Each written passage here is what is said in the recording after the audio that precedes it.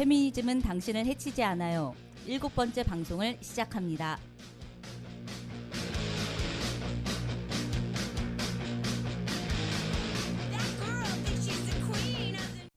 예, 안녕하세요. 페미니즘은 당신을 해치지 않아요. 지아입니다. 안녕하세요. 상드입니다. 네, 1964년 그 18세의 여성에게 성폭행을 시도한 남성의 혀를 깨물어서 약 1.5cm를 절단한 피해자에게 그 중상해죄로 오히려 유죄를 선고한 일명 김해 혀 절단 사건 잘 아실 텐데요. 그 당시 가해자에게는 성폭행에 대해서는 오히려 무죄가 선고되었었습니다. 그로부터 56년이 흐른 2020년에 이 사건의 피해 당사자인 최말자 씨가 다시 법원에 섰습니다. 그 이유는 재심을 청구했기 때문인데요. 그는 56년간 그 사건에 대해서 주변 사람들과 전혀 이야기를 하지 않았다고 하더라고요. 그런데 왜 이제서 56년이 지난 이 시점에 왜 재심을 청구하게 되었을까요? 최근에 이제 미투 운동이 굉장히 활발했었고 그로 인해서 숨겨졌던 피해자들의 목소리가 다시 드러나고 그런 일들 중에 하나였지 않았을까? 그래서 더 이 최말자님이 재심을 청구할 수 있지 않았을까요? 네, 맞습니다. 그 최말자 씨는 다른 피해자들의 용기에 본인도 용기를 낼 수 있었다고 하는데요. 안타깝게도 재심은 2차례 기각이 되었습니다. 현재는 대법원에 재항고를 하는 상태입니다. 이에 이제 여러 여성 단체들이 모여서 기자회견도 하고 온라인 서명 운동도 하고 뭐 이렇게 하더라고요.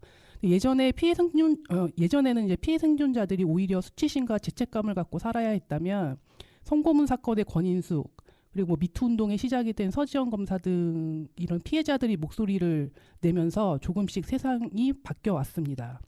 그리고 그곳엔 여성 단체들이 항상 함께 했었는데요. 한국 성폭력 상담소 역시 1991년 개소한 이래 그 수많은 피해 생존자들과의 연대 활동 그리고 최근 안희정 성폭력 사건, 박원순 위력 성폭력 사건 등의 공동 대책에 함께하면서 성문화를 바꾸기 위한 운동을 해왔는데요. 그래서 오늘 저희가 한국 성폭력 상담소 부소장 란님을 모시고 그 상담소 활동 그리고 뭐 최근에 뭐 어떤 이슈 이런 것들에 대해서 이야기를 한번 나눠보도록 하겠습니다. 안녕하세요. 네, 안녕하세요. 한국성폭력 상담소 란 활동가입니다. 네, 조금 더 자세하게 아, 소개를 해주실까요?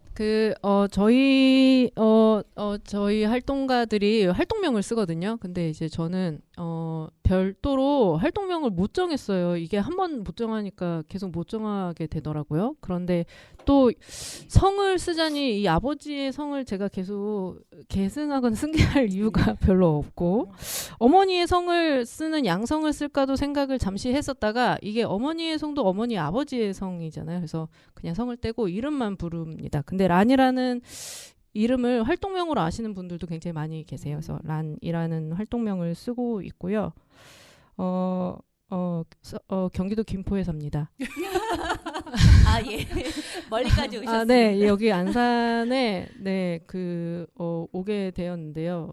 여기가 공단이죠. 네. 네. 그래서 오다 보니까 쿠팡 물류센터 엄청 크게 있더라고요. 그래서 역시 쿠팡이 있으면 여기가 약간 노동자들이 많이 있는 곳이구나 이런 생각도 좀 하게 되었고요. 그래도 이렇게 서부 쪽으로 이렇게 타고 내려오니까 한 40분 정도?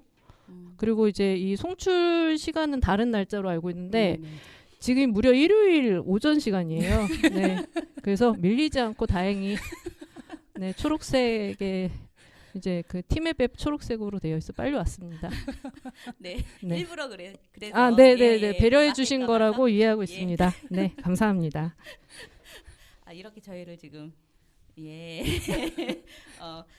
그러면 자, 이게 본격적으로 질문에 들어가 보도록 하겠습니다. 한국 성폭력 상담소는 저희가 아마 많은 청취자분들도 들어보셨을 것 같아요. 그렇지만 한번 소개를 좀 해주시면 좋을 것 같습니다. 네, 한국 성폭력 상담소는 앞서 말씀해 주신 대로 1991년도 4월 13일에 개소를 한 성폭력 피해자분들을 상담하고 사건 지원을 하는 곳이고요. 저희가 주로 많이 하는 활동들은 성폭력 피해자분들을 상담하고 사건 지원을 하지만 그 과정에서 확인된 뭐 관련된 법이 바뀌어야 한다거나 정책이 필요하다거나 라고 생각되는 부분에 대한 법정책 활동 열심히 하고 있고, 또 성폭력이 발생하는 왜곡된 성문화를 좀 개선하기 위한 다양한 교육, 뭐 캠페인, 프로젝트 활동도 하고 있습니다. 부설 기관이 있어요. 부설 기관으로는 성폭력 피해자 보호시설 쉼터 운영하고 있고요. 그래서 쉼터에서 생활을 하는 저희는 이제 생활인이라고 표현을 하는데 입소자분들 전반적인 지원 활동도 하고 있습니다. 그리고 저희가 사실 전국에 저희와 같은 일을 하는 성폭력 피해자분들을 상담하는 상담소들이 200군데 좀 안 되게 있어요. 그래서 지금은 이제 정부의 어떤 지원을 받을 수 있는 체계가 마련되어 있습니다만, 그래서 대부분은 이제 국고 보조를 받거든요. 그래서 인건비와 운영비가 지원되는데 저희는 계속해서 좀 재정을 자립하는 것도 굉장히 중요한 활동 중에 하나라고 보아서 회원 조직이에요. 그래서 후원 회원의 회비로 상당 부분 운영되고 있고요. 한 70% 정도는 후원 회비로 운영을 하고 있는데요. 그래서 후원 회원들을 모집하고 모금하는 활동들도 저희의 중요한 활동 영역 중에 하나로 두고 있습니다.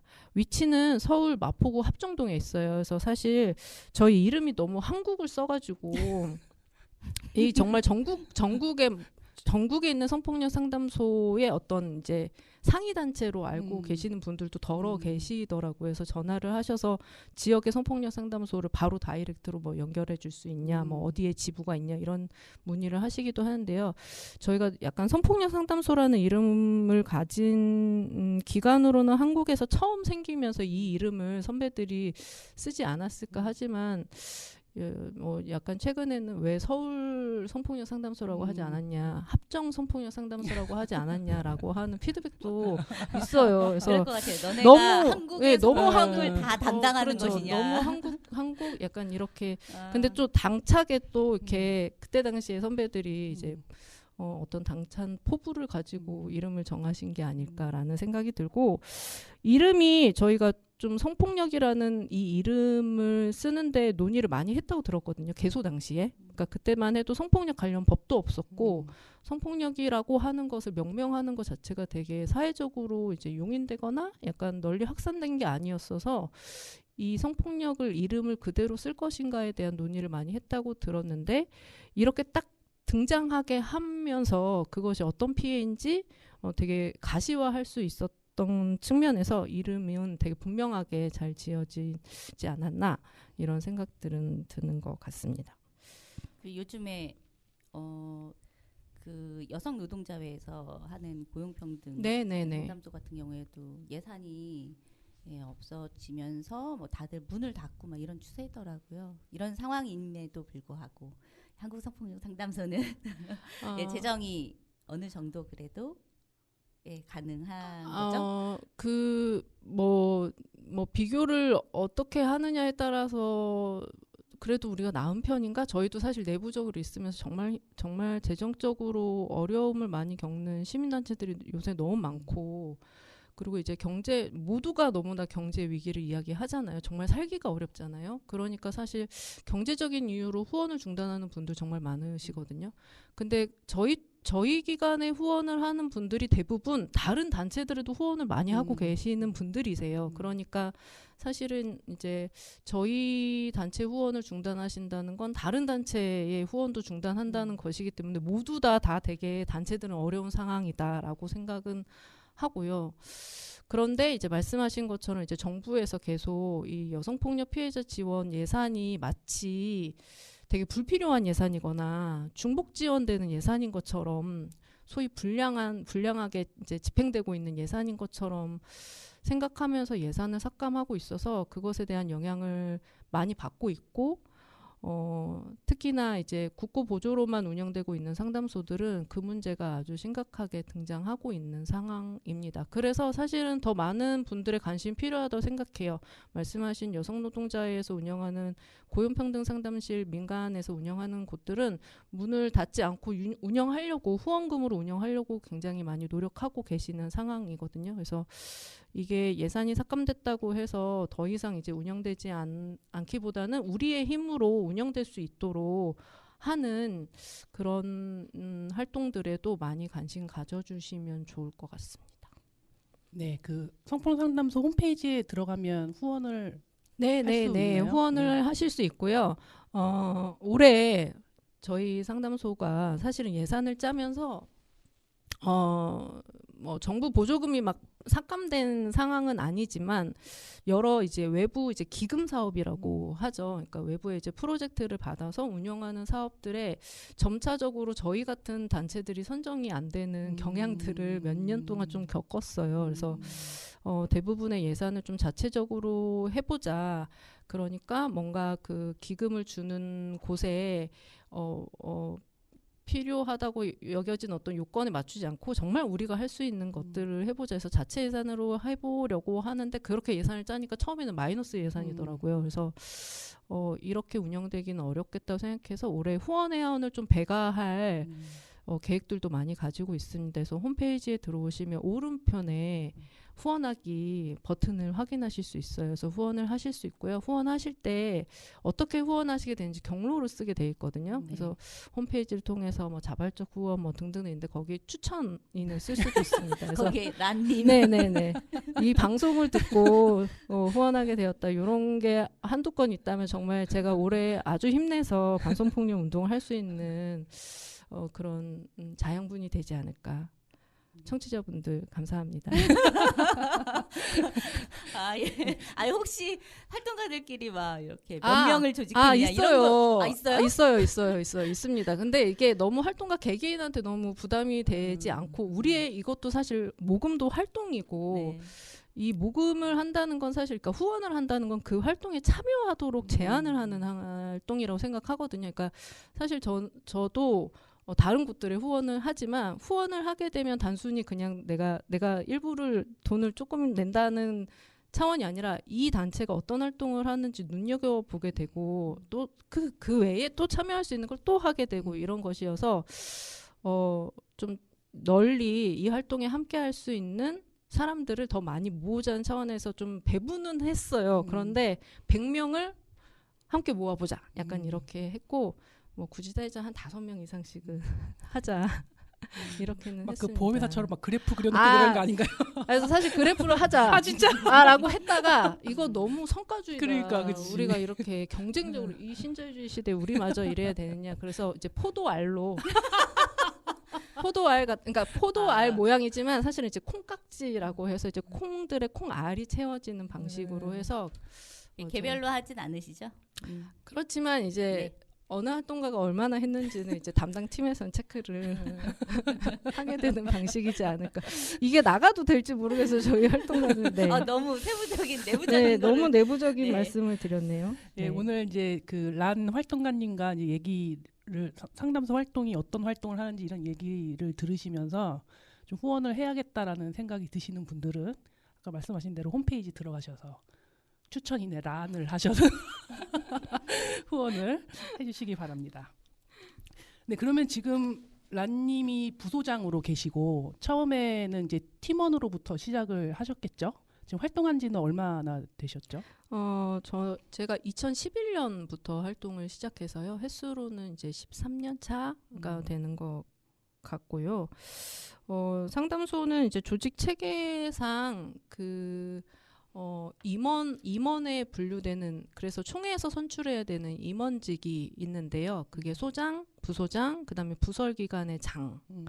그리고 이제 저희의 이사회를 구성하고 있는 이사들도 총회에서 선출하는 이제 임원, 그다음에 감사님들, 회계감사, 사업감사까지가 임원이고 나머지는 이제 활동가들인데 사실 이제 저희 직제상으로는 사실 더 많은 활동가 분류가 있기는 하지만 그간 되게 수평적인 이제 조직 체계를 지향하는 의미를 담아서 소장 외에 나머지 활동가들은 평활동가로 있었고요. 다만 이제 제가 부소장 임기를 시작한 건 2021년도부터이고 올해 1월 총회에서 연임 선출을 또 해서 이제 앞으로 3년간 또 부소장직을 수행을 하게 될 텐데, 재작년에 저희가 이제 계속해서 이런 고민이 있었어요. 그러니까 여성단체들이 사실은 재생산되는 경로가 점점 좀 줄고, 특히 이제 어떤 단체의 소장이라고 하는 리더로 성장하는 데에는 대단히 많은 이제 자원들이 필요한데, 그게 외부에서 역할을 할 수 있는 사람이 지명되는 방식보다는 내부에서 활동가가 소장으로 성장할 수 있는, 우리 내부에서 리더를 키워내는 그런 노력들이 필요하지 않을까? 이런 논의들을 상담소도 굉장히 많이 했고요.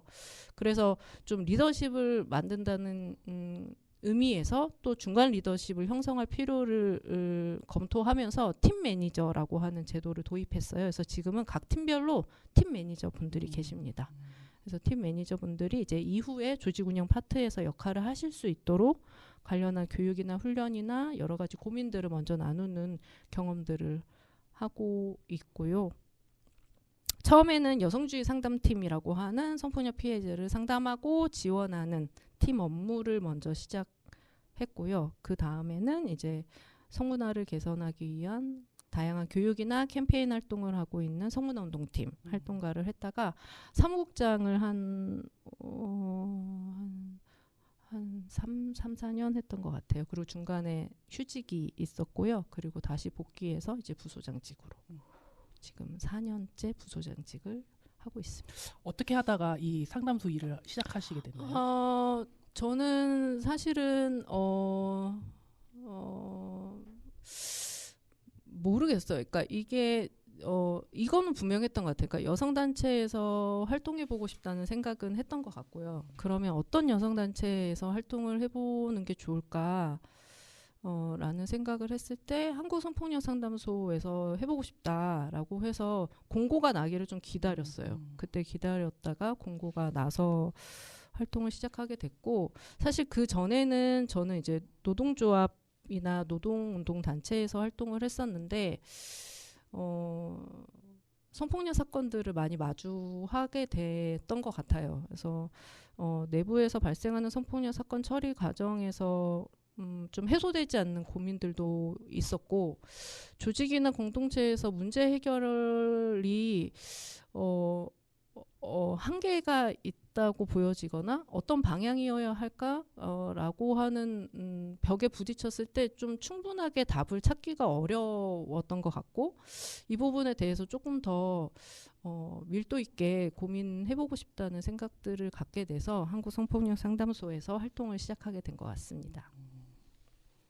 되게 오래 하셨어요. 제가 듣기로 상담소 활동가들의 그 활동 기간이 되게 길지는 않다고, 일이 너무 힘드니까 몇 년 하고 그만두고 이러는 경우가 되게 많다고 들었었는데, 제가 듣기로 지금 상담소에서 소장 빼고 두 번째로 아마 가장 연차가 오래된 활동가인 걸로 알고 있어요. 그렇게 힘든가요? 한 5, 6년, 그러니까 2010년대 후반, 2020년대 초반까지만 해도 활동가들을 좀 들고 남이 좀 잦았던 것 같기는 해요. 근데 지금 활동하고 있는 활동가들은 연차들이 다 오래됐습니다. 거의 뭐 3년, 5년, 뭐 7년 이런 활동가들이 많이 있고요. 말씀하신 대로 이제 연차는 제가 두 번째로 제일 많더라고요. 그래서 저도 벌써 이렇게 시간이 이렇게 왜 흘렀지? 이럴 때가 너무 많은데, 이 활동이라는 게 소진이 되는 것은 분명히 있는 것 같아요. 그러니까 피해 상황이 너무 힘들어서라기보다는 사실 저는 성폭력 피해자가 피해를 인정받는다는 것이 너무나 싸워야 하는 게 많다고 생각하거든요. 그러니까 정말 이 사회를 뒤흔드는 이야기들이라고 생각을 해요. 그러니까 쉽게 받아들여지지 않고 용인하지도 않아요. 그러니까 그 과정에서 피해를 이야기하는 피해자의 고통이 되게 많이 이제 파동을 가지면서 주변 사람한테 영향을 주죠. 그래서 소진이 되는 측면이 있는데 근데 그렇다고 해서 이게 마냥 힘들기만 한 활동은 아니라고 생각하고 피해자를 통해서 받는 되게 힘 있는 것들도 정말 많이 있거든요. 그래서 힘이 드는 활동은 아닌 것 같아요. 그냥 힘이 드는 활동이라고 생각하지는 않고 다만 이것이 그렇게 많은 것들과 싸워야 하기 때문에 어떤 어려움을 겪는 가정들은 있을 수 있고 그렇지만 모르겠어요. 상담소를 떠난 활동가들이 이 영역을 완전히 벗어났나 보면 그렇진 않거든요. 또 요 근거리에서 또 이 활동을 하고 있거든요. 그래서 힘들어서 떠난다는 것보다는 뭔가 충전의 시간을 갖고 그런데 이 활동의 영역에서 또 다른 어떤 곳에서 같은 일을 하는 이런 방식의 이동들이 좀 많이 있지 않았나 이런 생각들은 드는 것 같습니다. 상담 활동을 긴 시간 하셨으니까요. 하시면서 여러 가지 사례들을 많이 접하셨을 것 같은데요. 그 중에 뭐 가장 기억에 남는 사례가 있나요? 사실 저는 그러니까 제가 왜 오래 활동할 수 있었는지 생각해보면 저는 잘 기억을 오래 갖지 않는 것 같아요. 네. 그러니까 중요하죠. 네, 그 정말 저는 정말 중요한데, 그러니까 제가 처음에 상담소에 갔을 때 상담팀에서 활동했던 이제 선배 활동가들이 저한테 해줬던 이 일에 대한 필요한 어떤 이야기들 중에 하나는 이런 거였어요. 그러니까 상담을 하고 그 상담 내용을 상담소에 놓고 가라는 거였거든요. 그러니까 집에 가져가지 말아라. 그 이야기들, 그 고민들을 너가 계속 갖고 가면 너무 힘들다. 이런 얘기를 했는데 그 트레이닝을 제가 너무 충실하게 잘 했었을까요? 하여튼 저는 잘 잊고요. 잘 터는 것 같아요. 그래서 특별히 막 가장 기억에 남는 이런 사례는 지금 딱 꼽히지는 않는데 왜냐하면 그건 또 달리 얘기하면 모든 사건들이 다 어느 정도의 기억이 남아있는 사건인 것 같아요. 가장 기억에 남는다는 것보다는 대부분의 사건들이 모두 다 기억에 남아 있는데 그래도 한 사례를 이야기를 하자면 제가 활동을 시작한 지 얼마 안 됐을 때 그러니까 사실 초기에 제가 사실 충분하지 않은 상담을 했었을 것 같아요. 그래서 되게 많은 컴플레인을 하는 내담자분이 계셨어요. 그러니까 일단 정보를 제대로 주지 않았다. 정보가 잘못됐다. 왜 말이 계속 바뀌느냐. 뭐 이런 식의 컴플레인이었거든요. 왜냐면 이제 피해자분들은 이제 어떤 사건 해결 과정에 이제 방법들에 대해서 안내를 받으면 그거에 대해 더 세부적인 정보들을 확인하고 싶어 하시는데 사실 이제 다 알지 못하는 상황에 상담을 하다 보면 그렇게 놓치는 경우들이 많이 있을 수 있는데 근데 나이가 좀 많은 분이셨어요. 그러니까 그분의 입장에서는 이제 이 목소리를 통해서 확인되는 저의 연령대가 있었을 것 같고 그래서 그분이 이제 상담하는 과정 중에 그쪽은 나이가 어려서 내가 하는 말이 무슨 말인지 잘 모르겠지만 이라는 이제 표현들을 하셨는데 거기서 이제 제가 또 이제 약간 좀 마음이 상했던 거죠. 그래서 저도 제가 선생님보다 나이는 어리지만 이 문제는 같이 해결하고 싶은 사람으로 선생님하고 대화를 나누고 싶다. 이런 식의 말씀을 전했는데도 그게 잘 통하지 않았거든요. 근데 그분하고 몇 차례 전화를 그래도 했어요. 근데 마지막에는 그분이 결과적으로는 저한테 도움이 많이 되었다는 말씀을 해주셨어요. 근데 저는 오히려 이제 그 사건을 경과하면서 내가 충분히 알지 못하는 어떤 이 사람은 사실 피해를 입은 피해자가 아니라 이 사람의 삶을 관통하는 모든 것들이 사실 이 피해 사실 안에 다 담겨 있다는 걸 그분을 통해서 사실은 알았던 것 같고 그래서 더 약간 어떤 그냥 상담을 한다는 게 얼마나 힘들었니 그 사람의 이야기를 듣는 것을 넘어서는 것을 요하는 것이구나 이런 것들을 많이 생각했던 사례였고 정말 호되게 당했었어서 그게 조금 더 기억에 남기는 하는 것 같습니다. 그 상담하는 절차가 어떻게 되나요? 그러니까 피해자가 전화를 걸면 네네네네. 뭐 담당자가 지정이 되는 네네네네. 건지 뭐 그런 절차들을 조금 설명해 주실 수 있을까요? 저희는 무조건 전화 상담이 이제 최초 상담 창구로 되어 있어서 02-338-5801로 전화를 하시면 전화 상담을 하실 수 있습니다. 평일에 오전 10시에서 오후 5시까지 하고요. 전화 상담으로 사건이 접수가 되면 전화 상담을 받았던 상담 활동가가 담당 팀에게 이 사안은 사건 지원이 필요한 사안인 것 같다라고 하는 내용과 함께 1차 상담했던 상담 일지를 전달하면 담당팀에서 논의를 해서 어떤 활동가가 이 사안을 담당할 건지를 정하고요. 그럼 그 담당 활동가가 그 피해자분하고 소통하면서 전반적인 사건 과정에서 필요한 지원들을 하는 방식으로 합니다.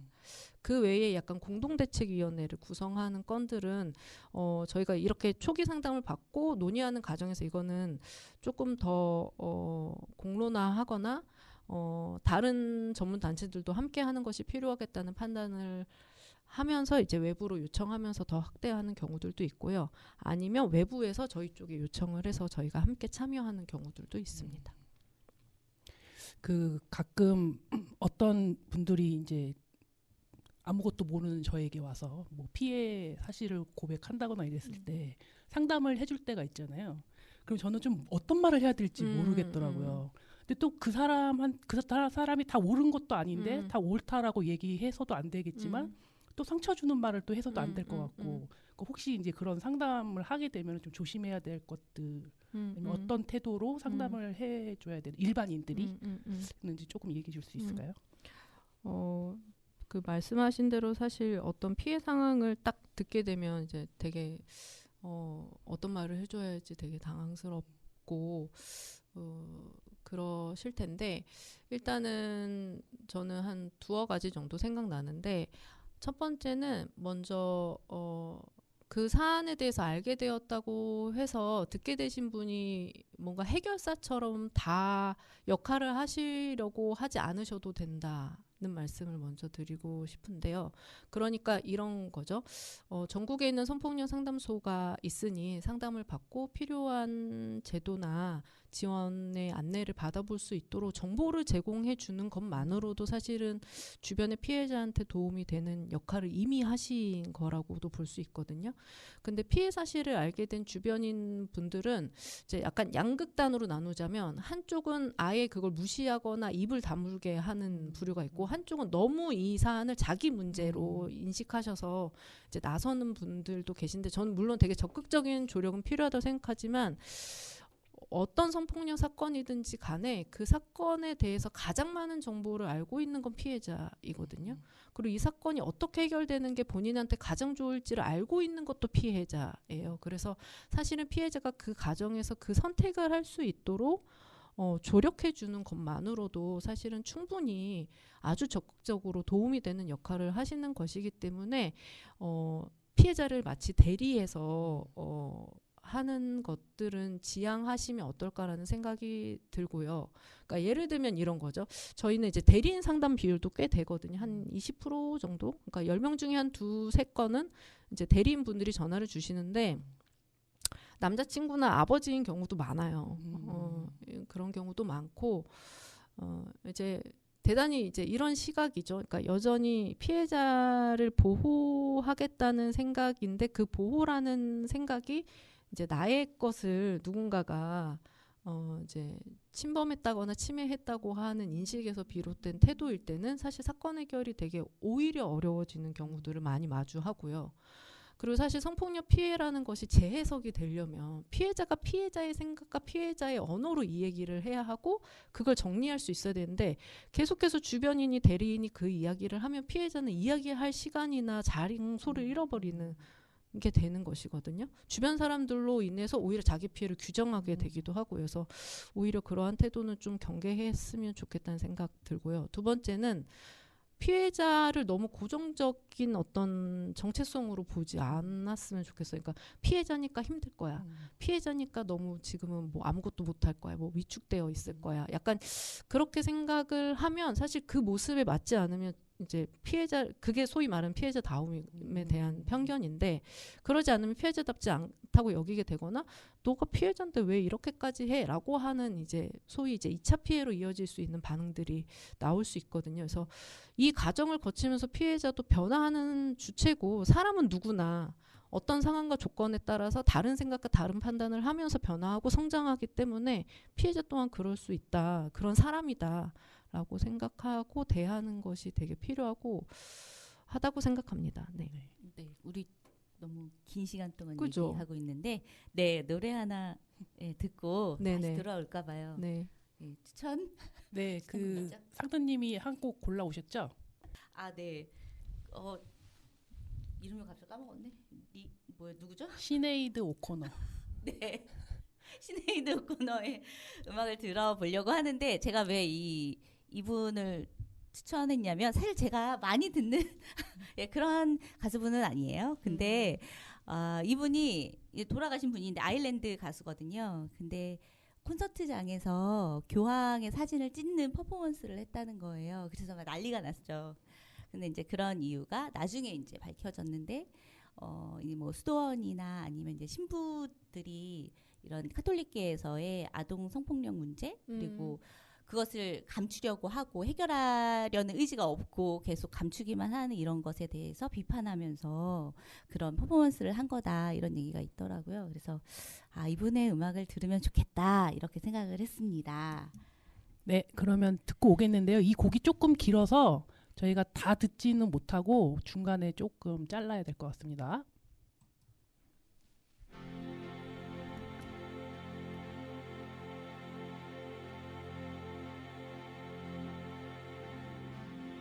It's been 7 hours and 50 days since you took your love away.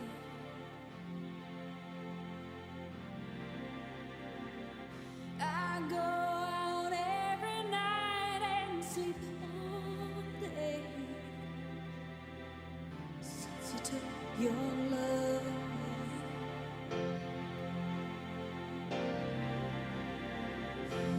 Since you've been gone, I can do whatever I want. I can see whomever I choose.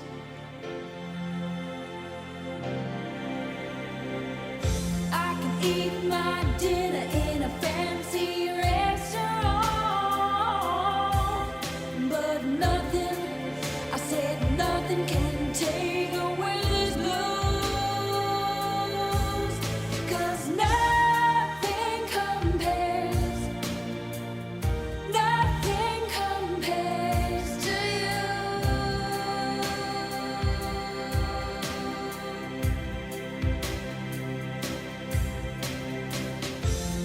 It's been so lonely without you here, like a bird without a song.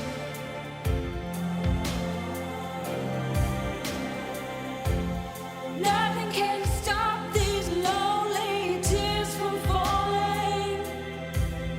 Tell me, baby, where did I go wrong? I can put my arms around every boy I see. They only remind me of you.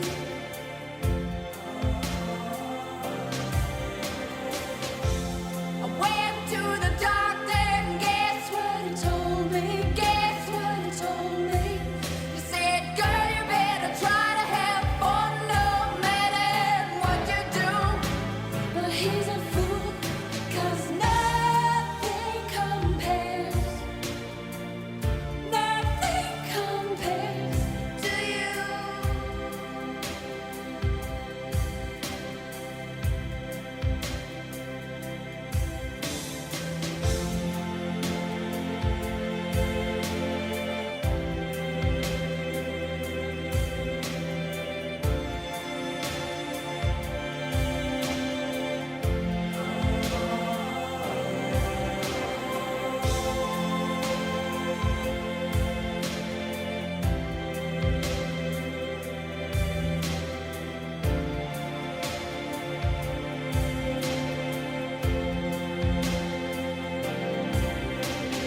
All the flowers that you planted, Mama, in the backyard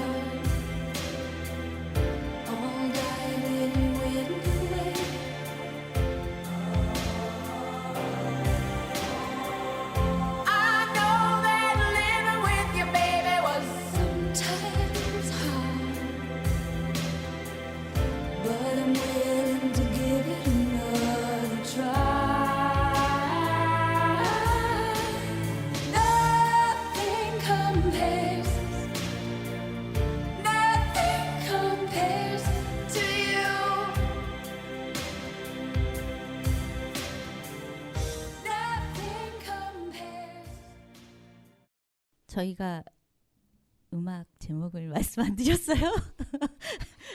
네. 맨 마지막에 이제 중간에 지금 이 음악이 굉장히 길어서요. 중간에 끊었는데요. 뒤에 제목이 나왔습니다. Nothing compares to you. 이게 이 음악의 제목입니다. 그럼 계속 이어갈까 봐요. 네. 이제 조금 있으면 4월 10일 예. 그 선거 날입니다. 굉장히 집중이 되거든요. 그동안 사실 제가 살아오면서 별로 선거 관심 없고 이런 적도 있었는데 이 선거라는 게 이게 정책이라는 게 굉장히 나의 삶에 중요하게 다가오는구나를 한 해 한 해 갈수록 더 느끼게 되는 것 같아요. 더군다나 돈 없는 사람들은 더 자본주의 사회에서 돈 없는 사람들은 더 그렇게 느껴지는 것 같은데요. 이 총선 관련해서 또 여러 단체에서 행사들을 많이 또 고민하고 있고 계획하고 있는데 제가 알기로는 어제 한국성폭력상담소에서 정희진 선생님 모시고 윤석열 정부 이후 젠더 정세 특강을 진행했잖아요. 저도 어제 갔었는데요. 보니까 또 다음 주인가요? 다음 주 목요일이었나 그랬던 걸로 기억하는데 대한우파의 출연과 도래한 페미니스트들의 반란이라는 정치 토크쇼도 진행할 예정이라고 들었습니다. 최근 총선에서의 페미니스트 정치는 혹시 어떻게 바라보고 계시는지 조금 어려운 질문입니다만 그래도 고민 많이 하셨을 것 같아요. 한국성폭력상담소에서 이런 정치 토크쇼 같은 것도 계획하셨을 때는 이런 것들이 필요하다라고 생각하신 게 있을 것 같은데요. 라님 좀 자세하게 말씀해 주시죠. 그러니까요. 이게 참 정치는 제 전문 분야가 아니어서요라고 하기에는 정치는 사실 모든 사람에게 그렇죠. 네, 네. 굉장히 중요하고 자기 문제이기도 한데 이런 고민들을 좀 했던 것 같아요. 그러니까 그동안 시민단체들, 시민사회단체에서 총선이나 대선이나 대응을 하는 방식들은 대부분 이제 관련된 의제에 대한 이제 총선 이제 정책을 내고 정책에 대해서 이제 당이나 후보에게 약간 정책 협약을 맺으면서 약속을 받아내고 그것이 잘 이행될 수 있도록 약간 압박도 하고 모니터링도 하는 이런 식의 대응 활동들을 해왔던 것 같은데 이제 점점 이런 생각이 이제 더 들게 됐던 거죠. 특히 이제 윤석열 정부가 집권을 하고 나서 사실 이 총선은 누가 봐도라고 하면 안 되지만 하여튼 지금의 흐름을 보면 정책은 이미 뭐 없는 것 같고요. 그러니까 눈에 보이지 않고요. 윤석열 정권에 대한 어떤 대립구도로만 이제 가는데 이때의 우리의 어떤 정책이라는 것이 또는 우리의 어떤 목소리라는 것이 어떤 의미가 있게 하는 것이 필요할까 이런 고민들을 했던 것 같고요. 또 한편으로는 사실 저희 회원분들의 많은 퍼센테이지는 20, 30대 여성들인데 회원분들은 정말 그런 말씀을 정말 많이 해요. 되게 무력하고 불안하고 두렵고 어떨 땐 분노하지만 사실은 대부분의 모든 것은 되게 이제 무력하고 불안한 상태다라고 얘기를 하거든요. 그러니까 되게 어떤 정치에 대한 희망이 없고 미래가 기대되지 않는 상태여서 우리가 무언가 어떤 정책을 제시를 하는 방식으로는 이 총선을 경과하는 게 의미가 없을 수도 있겠다. 오히려 다르게 지나가야 되지 않을까. 페미니스트들이 전반적으로 그런데 이런 고민들을 좀 많이 하게 되었던 것 같아요. 특히 이제 21대 총선, 그러니까 21대 국회에서 사실 역할을 너무나 못한 게 많고 그러면 사실 22대 국회 구성될 때 국회의원 선거를 앞두고서는 사실 정치인들도 내부적으로는 좀 평가도 하고 성찰도 하고 그래야 하는데 전혀 그런 것이 보이지 않는 상태에서 어떤 논의들을 할 수 있을까 이런 고민들 때문에 이제 어제 아까 말씀하셨던 어제 이제 정희진 선생님 모시고 이제 총선 특강을 듣게 됐고요. 그래서 페미니스트가 이 시기를 경과하면서 어떤 고민들을 남기는 게 오히려 의미 있을까 이런 이야기들을 사회 전반적인 이슈를 가지고 좀 나누는 시간을 공부하는 시간을 가졌습니다. 어제 어떤 얘기들이 좀 나왔나요? 그 정희진 선생님은 사실 이제 저희가 이렇게 요청드려서 사실 정희 선생님 처음에 섭외할 때 불발됐었어요. 정희 선생님이 이제 좀 거절을 하셨었는데 저희가 이제 다시 재차 좀 요청을 드리면서 말씀드린 것은 이 총선 지형을 분석하거나 그러니까 이 총선 지형에 대한 이야기를 듣고자 하는 것이 아니고 그냥 페미니스트가 이 시기를 어떻게 경과해야 할지 어떤 고민들을 가져야 할지를 선생님 하고 싶은 이야기를 그냥 해주세요. 이렇게 말씀을 드렸고 정희진 선생님은 정말 많은 이야기를 하셨는데요. 뭐 물론 총선에 대한 이야기도 하셨고 뭐 기후위기, 뭐 계급 이야기, 뭐 식민주의, 발전주의, 정말 많은 이야기들을 하셨고 특히 이 시기에서 운동이라는 것이 어떤 것이어야 하는지에 대한 이야기들도 많이 나눠주셔서 왜냐하면 무력하다, 답답하다는 의견들을 참여자분들이 되게 많이 주셨기 때문에 이 시기를 어떻게 지내야 하나요? 이런 질문들도 많이 했었거든요. 근데 정희 선생님이 이렇게 얘기하셨어요. 그러니까 지치지 않고 주변을 잘 돌보고 자기도 잘 돌보고 지금 버티는 게 운동이다.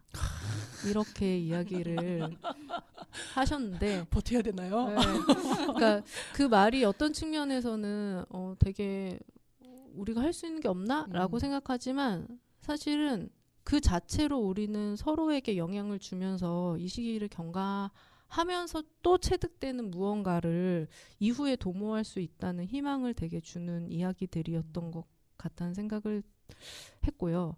사실 그 어제도 정희진 선생님도 얘기하셨지만 사실 여성단체들은 내부적으로 이런 평가들도 있어요. 그러니까 사실 그간 여성단체 활동을 기반으로 국회의원으로 정치권 안에 입성한 현역위원들이 있죠. 그 이제 페미니즘을 표방하지만 실제로 국회의원이 되고 나서는 관련 의제에 대해서는 어떤 목소리를 그쵸. 내지 못하는 네. 이런 상황들을 보면서 그것을 어떻게 평가해야 할까? 우리 내부적으로는 또 외부적으로는 또는 현실 정치에서 지금 발생하고 있는 사안들하고 연동돼서 이런 고민들이 여전히 있고요. 그런 측면에서 좀 반성적인 평가들도 좀 하고 있다고 느껴집니다. 그거는 특히 이제 박원순 안희정 사건 경과하면서 특별히 더 약간 변화되는 어떤 모습들도 내부적으로는 있는 것 같고요. 그런데 이제 그 어쨌든 윤석열 정부가 들어선 대선부터 지금까지 일관되게 사실 젠더 갈등 또는 이제 여성과 관련한 이슈들이 등장은 하지만 사실 모르겠어요. 그러니까 정말로 저들이 이 문제에 관심이 있는 것인가 그런 것 같지는 않고 지금은 이제 약간 무시하거나 도구적으로 활용하거나 이런 것인데 이 상황에서 여성들의 목소리가 배제되지 않고 더 많이 들릴 수 있도록 하는 것은 필요하다 이런 생각들을 해서 저희도 이제 회원들하고 같이 할 수 있는 프로그램으로 이 시기를 좀 경과하자라고 해서 이제 어제의 특강이 있었고 이제 다음 주에 있을 그 정치 토크쇼도 그러한 구상에서 나온 사업들입니다. 그 어퍼도 있지 않나요? 네, 어퍼는 이제 한국 여성 단체 연합이라고 하는 이제 한국의 이제 진보적인 여성 단체들이 모여 있는 연합체에서 전국적인 이제 3.8을 경과하면서 총선까지 이어지는 흐름 속에서 총선 대응 활동을 하고 있는 사업이고요. 제일 이제 핵심적인 사업은 이제 올해 3월 8일 세계 여성의 날 때 전국에서 이 이 여성 의제를 가지고 총선을 경과해야 한다라고 하는 목소리를 내기 위해서 서울 도심에 집회를 하고 행진을 할 계획을 갖고 있습니다. 그래서 3월 8일 청계광장, 서울 청계광장에서 이뤄지고, 이게 또 서울 집중이어가지고 그렇긴 하고, 3월 8일 또 금요일이에요.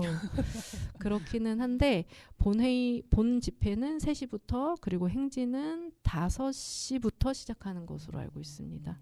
그럼 아까 그 어퍼에 대해서 잠깐 얘기해 주셨는데, 그럼 3.8 때 행진 뭐 집회를 하고 이후에 이제 총선에 대해서 어떤 여성의 정책이나 뭐 이런 것들이 들어가야 된다, 아니면 총선을 어떻게 가야 된다라는 어떤 목소리를 내는 활동들을 하게 되는 건가요?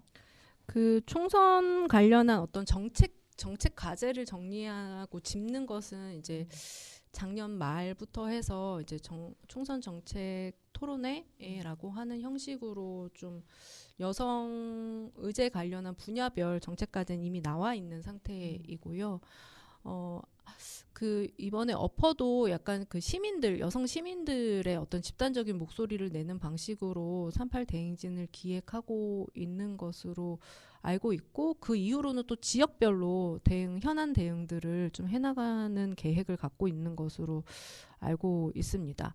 지금 생각으로는 이게 이제 꼭 총선은 아니지만 사실 이제 총선 전후로 해서 이제 이 여성 정책 중에 가장 큰 어떤 줄기 중에 하나로 꼽히는 건 이제 지금 윤석열 정부의 이제 여성가족부 폐지와 관련한 논의들일 거라서 그런 사안들에 대해서도 꼭 총선 과제는 아니지만 관심을 많이 가져주셨으면 좋겠어요. 왜냐면 이제 며칠 전에도 이제 언론 보도를 통해서 나온 것이 이제 지금 김현숙 장관에 대한 사표 수리가 된 상태인데 후임 장관을 지명하지 않고 있어요. 그리고 안을 계획이고 차관 체제로 갈 거고, 여가부 실장 국장 라인을 타부처에서 임명하겠다, 이런 이제 계획이고, 그래서 4월 총선 끝나면 본회의에서 정부조직법 개정안 통과시킬 거고, 그때 여가부 폐지할 건데 그 전에 먼저 이관 준비하겠다, 이런 게 이미 보도로 나온 상태거든요. 근데 사실 너무 말이 안 되잖아요. 정부조직법에 이미 있는 부처인데 그 부처를 폐지를, 아니 이런 초법적인 상황이 어디 있어요. 그런데 이제 윤석열 정부의 이제 일관된 어떤 입장들이고, 사실 거기에 비추어서 본다면 사실 여성 정책이라는 건 사실 이제 없는 것이고, 저는 모르겠어요. 빨간당에서 어떤 정책을 낼지, 여성 관련한 정책이 무엇일지 기다려지는데 공보물이 오면 알 수 있겠죠. 네. 근데 뭐 본인들이 여성 정책을 실현할 수 있는 부처를 없애는 것이 당론인데 어떤 과제들을 내면서 할까.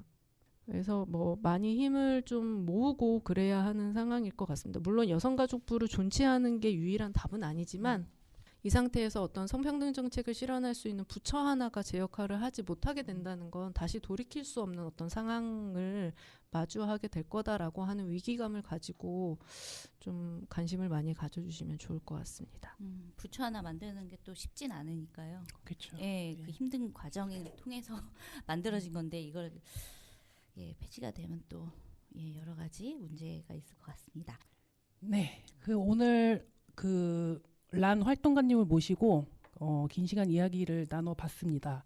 근데 저희가 또 말씀드릴 게 있죠. 이제 란님이 오늘이 마지막인 게 처음이자 마지막은 아니고 저희가 코너를 하나 같이 하기로 했어요. 그래서 겸사겸사 오늘 이렇게 초대를 한 건데, 그 코너는 설명을 조금 드리면 어쨌든 상담 활동을 하셨기 때문에 그 특기를 살려서 어떤 그런 사연을 받아서 저희가 홈페이지도 만들 계획이거든요. 그래서 그 홈페이지에서 익명으로 사연을 받아서 거기서 이제 뭐 해주실 수 있는 이야기들이 있으면 좀 해주는 것. 만약에 사연이 없으면 뭐 란님이 알고 계시는 어떤 사례를 가지고 얘기를 해주실 수도 있고, 아니면 어떤 페미니즘 이슈에 대해서 좀 이야기를 나눠보는 시간이 될 수도 있을 것 같아요. 그래서 그거는 저희가 2주에 한 번 방송이기 때문에 2달에 한 번, 그러니까 4회에 한 번씩 이렇게 코너를 진행하는 것으로 이야기를 나눴습니다. 그래서 그 코너도 기대를 해주시기 바랍니다. 네, 그 코너를 진행할 각오 한 말씀.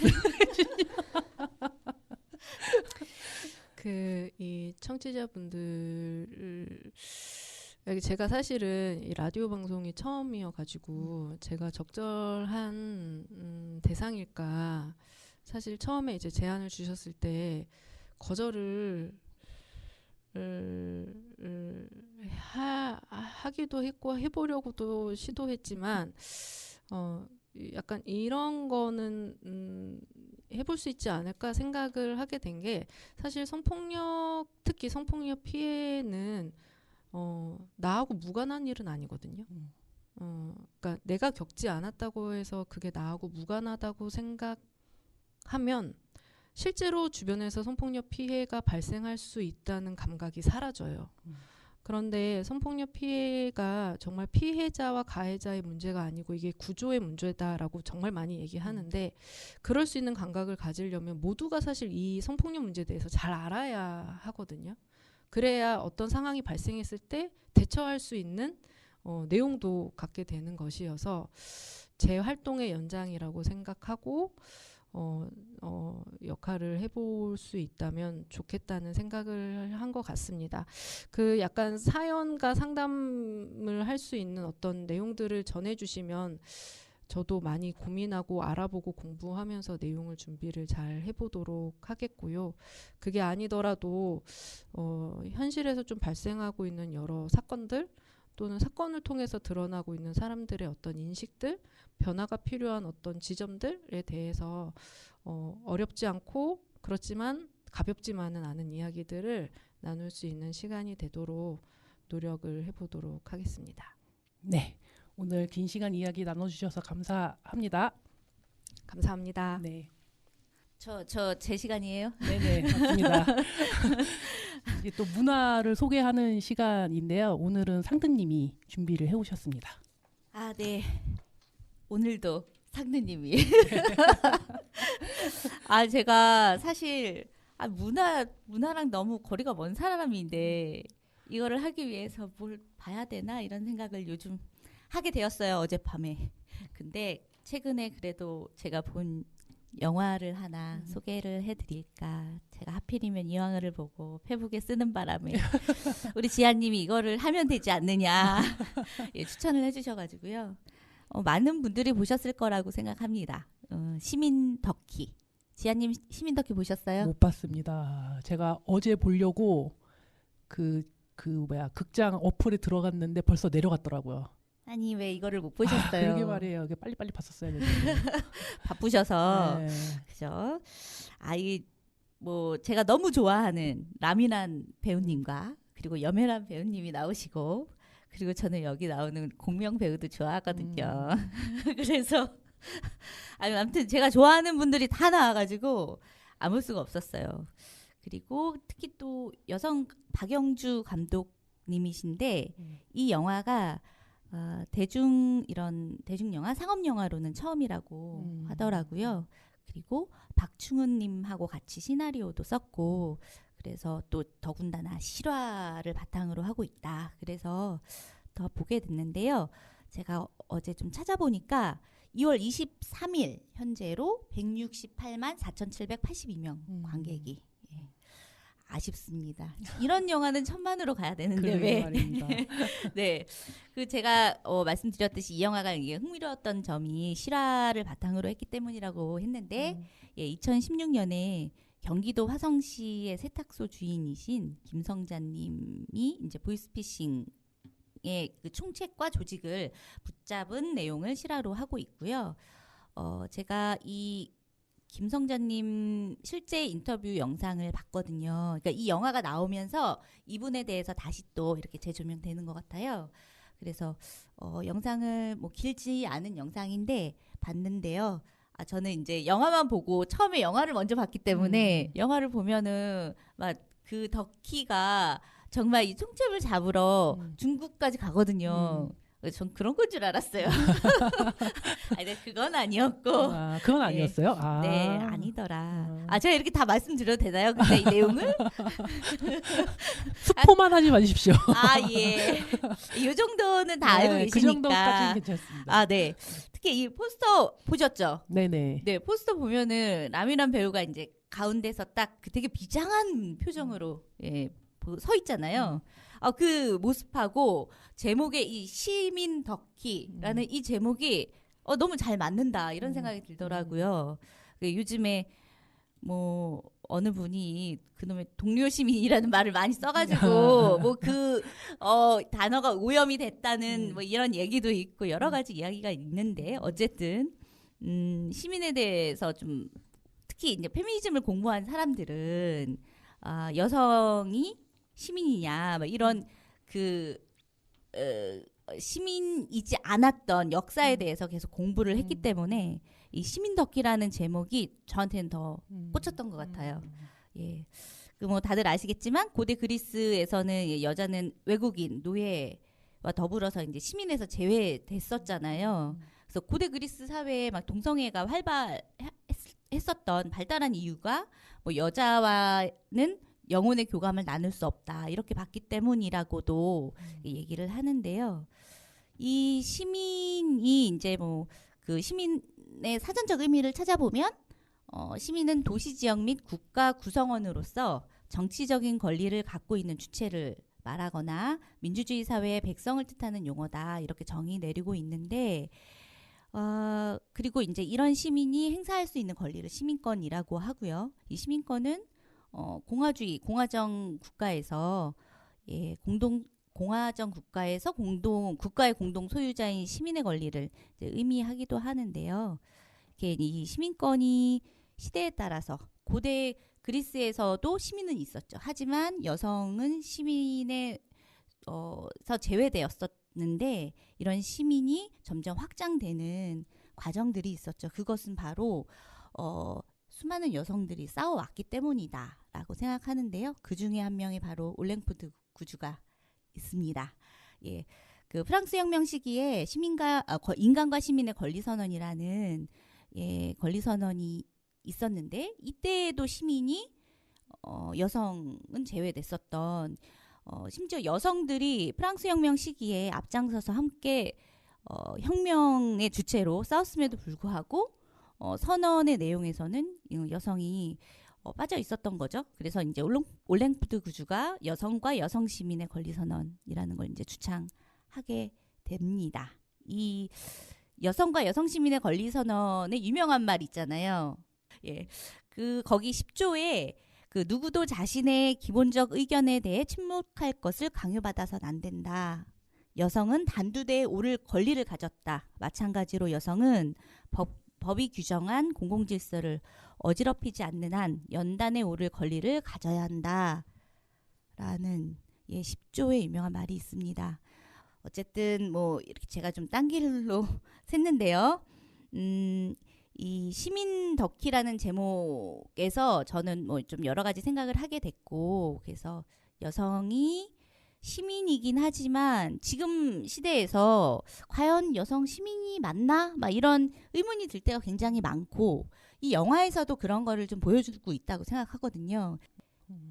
시민이지만 시민의 권리가 없는 사람들에게 이 시민 덕희라는 영화는 마지막까지 스스로 자신의 그 인권을 찾기 위해서 시민권을 찾기 위해서 노력하는 모습들이 나오거든요.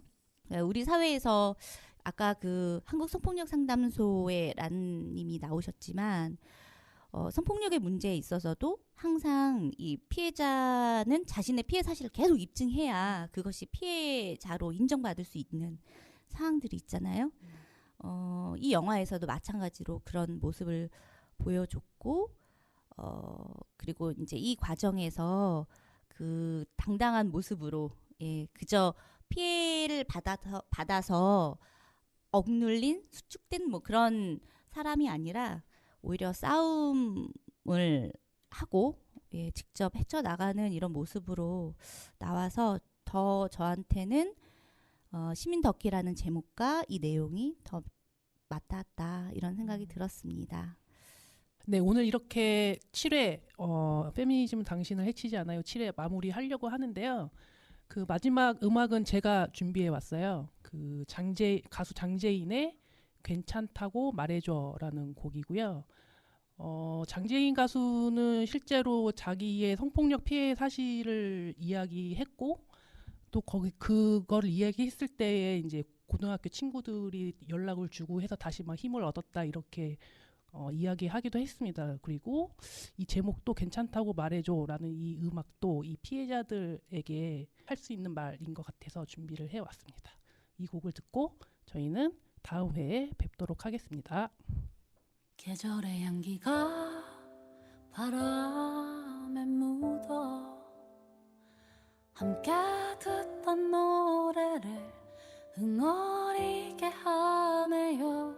아무 걱정 없던 노래에 묻어 함께 걷던 골목길 소복 쓰며 있네요. 오늘의 이 거리에 혼자인 나는 약해서 자꾸 무너져요. 괜찮다고 말해줄래요. 혼자 견딘 하루를 보낸 두 눈이 더 펑펑 울어 더 붉어진데도 괜찮다고 말해줘요. 아무 일도 없을 거야. 그저 내 편인 그대가 있기를. 만나지 않아도 돼. 멀리 있어도 돼요. 그대 생각만으로 웃을 거야. 계절의 향기가 바람에 묻어 설리던 살구 같던 어린 내가 웃네요. 오늘의 이 거리가 작아진 나는 오히려 점점 무서워져요. 하루 일에 어두워 더듬거리는 나의 오늘에도 괜찮다고 말해줄래요. 혼자 견딘 하루를 보낸 두 눈이 펑펑 울어 더 붉어진데도 괜찮다고 말해줘요. 아무 일도 없을 거야. 그저 내 편인 그대가 있기를. 만나지 않아도 돼. 멀리 있어도 돼요. 그대 생각만으로 웃을 거야.